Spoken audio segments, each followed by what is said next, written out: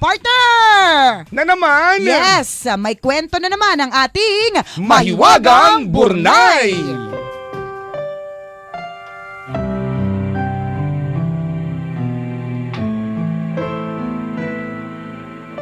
Nagmamasid, nagmamatyag, nag-aabang ng mabibiktima sa park ang snatcher na si Manu.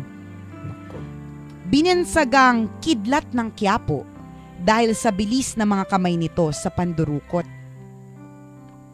Si Manu ay lumaki sa Maynila nang walang kinikilalang mga magulang. Sa murang edad, ay natuto na siyang makipagsapalaran.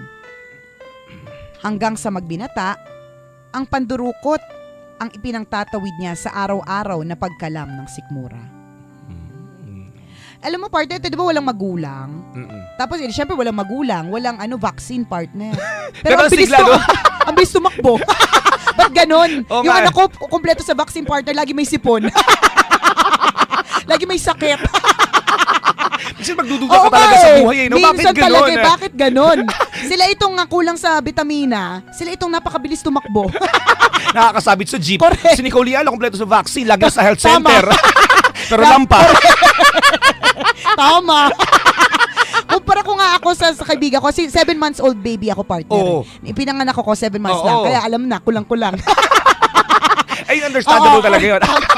So, given na yun, given na. Dalawa kami magkaibigan, 7 months din kami nung ipinanganak. Okay. Siya, partner, literal na, pinainitan lang siya sa Bombilya. Sa bombilya talaga, parang kasabay ng mga 45-day-old chick. Doon, ganun din, pinapainitan. Ako nasa incubator, partner. Pero 2 days lang. 2 days lang, partner, sa incubator. Yun lang kinain ng budget.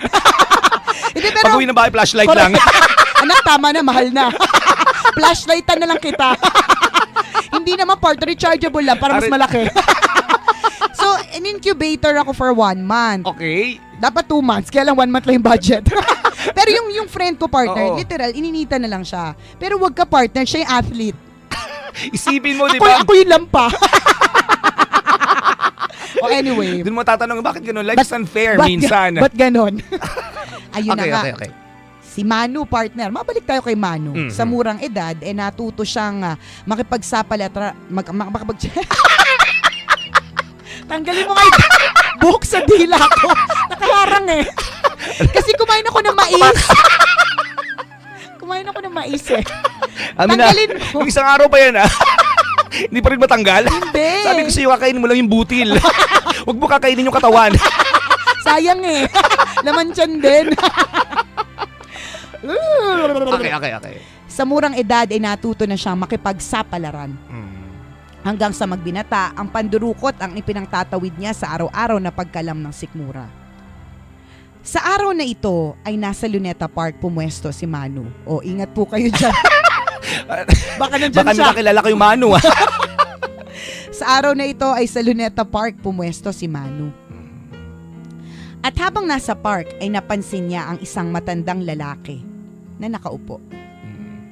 Hindi gumagalaw ang matanda at tahimik na nakatitig sa sarili nitong mga kamay. Kung tatansyahin ay nasa 90 anyos na ang matanda. Kulubot na ang mga balat at puting-puti na ang buhok nito. Yung mga matatanda talaga no, mahilig tumambay sa park. Oo, correct. Siyempre mahangin, walang istorbo, walang maingay.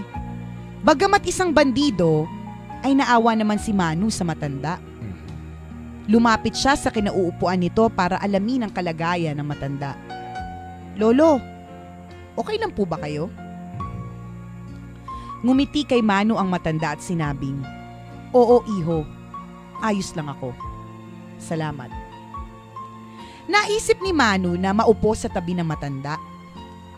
"Pasensya na ho kayo, lolo, ha? Pero kinabahan ako kanina." Excuse me. "Pero kinabahan ako kanina nung makita ko kayo na hindi gumagalaw. Akala ko kung napano na po kayo. Ano po bang ginagawa ninyo? Bakit ninyo tinititigan ang mga palad ninyo?" Pag-uusisa ni Manu. Bakit ba nakikilam mo? Naglalaro akong pen-pen sa sarapin. Naglalaro ko sausaw suka. Bakit? Kalaro ko sarili ko para challenging. Di ba ganun ng mga bata tayo? Pag Tama. walang kalaro, Correct. naglalaro ka ng pen-pen de sarapin sa palad mo. Tama. Tatanungin kita, Iho, sa buong buhay mo ba, nagawa mo na bang tingnan ang inyong mga kamay? Yung tipong nabigyan mo na ng panahon para titigan ang bawat detalye ng mga palad mo. Ay, hindi po, Lolo, kasi hindi naman po ako manghuhula. Ba't ko gagawin yan? Napaisip si Manu sa itinanong sa kanya ng matanda. Dahil dito, ay unti-unti niyang ibinuka ang mga kamay. Kailangan talaga unti-unti. Pwede naman mabilisan na, 1-year-old close open. Tsaka may background music, mo, kailangan mabagal. Di ba ganun pag 1-year-old close? Tama, Open na, close, open. Hindi binata ka na Kailangan dahan-dahan pa rin. Mahaba yung kwento pa. Ito mag-take ko moment. Dahil Sige, dito ay unti-unti niyang ibinuka ang mga kamay at parang batang tiningnan ang mga palad ng malapitan. Lolo, maaari ko bang malaman kung ano ang ipinupunto ninyo? Tanong ni Manu. Muling ngumiti ang matanda at nagsimulang magkwento. Tingnan mo ang mga kamay mo.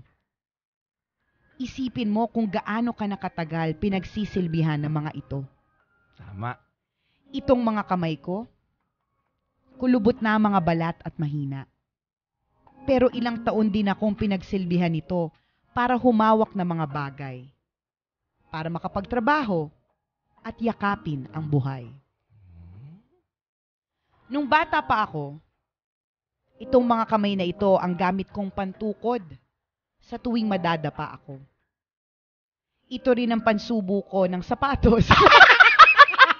Para masaya. Ito rin ang pansubo ko ng pagkain, tagabihis ng damit, at tagasintas ng sapatos ko.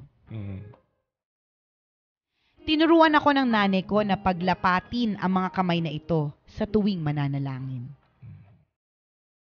Nang magkaedad ako, ay mas lalong lumaki ang kamay ko. Malamang, baliit pa rin. Binata ka Lumaki lahat ng parte ng katawan mo, kamay na iwan. Etong si Lolo, Joker. Simpleng umatake to nagpapatawa to Tama. Nung magkaedad ako, hindi naman pala yun yung nakalagay, partner. Okay. Nung magkaedad ako, ay mas lalong lumaki ang pakinabang ko sa mga kamay na ito. Ito ang mga kamay na nanginginig, nangangalay, nang unang beses kong kargahin ang panganay kong anak. Ito ang tagapahid ng kanyang mga luha sa mata at tagalambing sa mga bisig ng aking asawa. Nung ako ay ipinadala sa giyera, itong mga kamay na ito ang tagahawak, tagakasa, at tagaputok ng sandata. Bakit tama naman Ba't tumatawa ka? Para nabasa ko si yung linyang yan sa Cerex. Sumusubaybay ka rin nung dati, no? Part 1, part 2. Okay. Nung ako ay ipinadala sa giyera, itong mga kamay na ito ang tagahawak, tagakasa, at tagaputok ng sandata ko. Naging tagapawi ng takot at tagalunas ng sugat sa aking mga kasamahan. Napatunayan ko na rin ang tibay at lakas ng mga kamay na ito nang minsang buhatin nito ang patay na katawan ng isang kasamahan kong sundalo. Narumihan, nagalusan, nabalian, nasugatan. Pero buo pa rin ang mga kamay na ito. Ito ang tagasulat ng mga liham para sa pamilya ko. Ito ang naglibing sa yumao kong mga magulang. At ang parehong mga kamay na ito ang naghatid sa aking anak sa altar nang siya'y ikakasal. Ay! Ang mga kamay na ito ang naging taga-akay ng aking mga apo at taga-kamay sa mga kaibigan. Ito ang taga-alis ng puwing sa aking mata, taga-suklay ng buhok ko, at taga-hilamos ng aking mukha. At ngayon, sa aking pagtanda, ang mga kamay na ito pa rin ang katuwang ko sa paghiga at pagbangon. Kasi weird naman, partner, tatayo ka na. Gamit mo ulo mo. Hirap na hirap. Kamay talaga pantukod, partner. Wala. Patuloy ko pa rin pinagtatagpo ang mga palad ko sa tuwing ako'y mananalangin. Ang mga kamay na ito ang palatandaan ng baku-bako subalit masaya kong buhay. Ngunit ang pinaka-importante sa lahat, ang mga kamay na ito ang aabutin ng Diyos para ihatid ako sa tunay kong tahanan sa langit. Hindi mahalaga sa Kanya kung ano ang pinanggalingan o ano pang nagawa ng mga kamay na ito. Ang mahalaga sa Kanya ay kung sino at gaano niya kamahal ang nagmamay-ari nito. Sa pamamagitan ng kamay na ito ay bibit-bitin niya ako sa Kanyang tabi. At sa pamamagitan nito ay mahihipo ko ang mukha ni Kristo.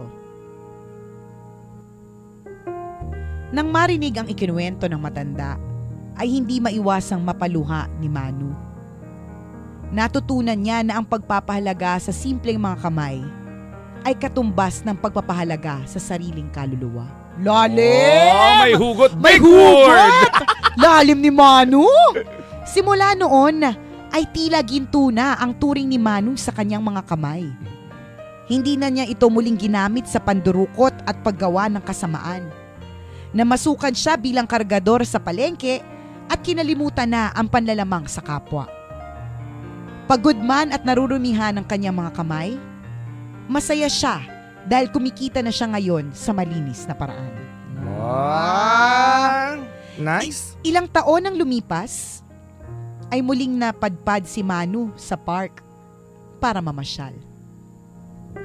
Hindi na niya muling nakita pa ang matandang lalaki. Ngunit sa parehong pwesto kung saan una niyang nakita ang matanda, ay doon muling naupo si Manu. Umiimo. Kailangan talaga doon. Pwede naman, wala bang ibang upuan dyan sa park? Correct, tama. Unti-unti niyang ibinuka ang mga kamay at tiningnan ang mga ito. At pagkatapos, ipinaglapat niya ang mga palad at nag-alay ng isang panalangin. Panginoon, marahil ay kasama niyo na siya, yung matandang lalaki na nakilala ko. Salamat po at pinagtagpo niyo noon ang mga landas namin. At salamat po sa mga kamay na ito na ipinagkaloob niyo po sa akin. Matapos manalangin, ay isang mumunting kamay ang humawak sa mga palad ni Manu. Mga kamay ito ng kanyang 2 taong gulang na anak na babae. Akay-akay ng may bahay ni Manu. Ngayon ay nagtatrabaho na si Manu bilang isang pulis sa Maynila. Ang dating mandurukot na noon ay alagad na ng batas ngayon. At ang mga kamay noon ni Manu na makasalanan, ngayon ay instrumento na ng kapayapaan. Ay, nice naman ang kwento! Ang ganda naman ang kwento ng Mahiwagang Burnay! Nakaka-inspire! At nakaka-touch. Ang daming hugot, no, sa Mahiwagang Burnay. Oo naman. Yung mga bagay, ito, hindi natin ako consider, no? Yung halaga talaga ng ating kamay. Correct. Totoo yan. Actually, nung inaisa-isa ni Lolo, yung ginawa ng kamay para sa kanya, yung katulad na lang ng pagsuklay ng buhok. Correct. Isipin niyo po kung pang magsusuklay po kayo ng buhok tas ang gamit niyo po ay bibig. Paano po? Ang maabot lang po niyan kilay. Hindi mo naman kailangan suklayin ng kilay mo, Chong. Diba? Yung simpleng ganun partner. Halimbawa, pag bumupupo ka, diba, gusto mo maglinis. Correct. Paano mo gagawin kung wala kang kamay? Paano? Hindi, baho-baho mo lagi. Tama. Diba? Hindi, katulad ng pagkain, halimbawa. Correct, partner. Paano mo isusubo? Lagi mo hahabhabin. Ang hirap naman, partner. O, mami, hahabhabin mo lagi. Correct, diba? Lugaw, hahabhabin mo rin. Pagka gano'n, hinahabab po yung lugaw tsaka yung mami, lahat po ng mga mukha po natin ay sunog. Laging paso. Correct. Diba?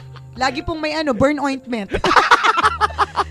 Diba? Totoo yan. Yung simple na lang partner, pagpara ng jeep. Tama. Paano ka titigilan kung wala kang kamay? Laging paa, laging paa. Correct.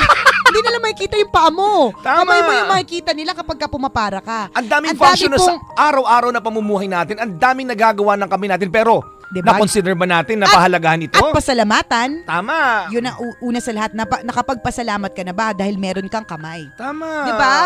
Partner, kung wala kang kamay, paano ka magdadrama? Sa TLC The Drama Special, pag nagre-record po si Chuper, parang tinuturo niya po yung kamay niya pataas. Lagi may pagturong nagaganap. Correct.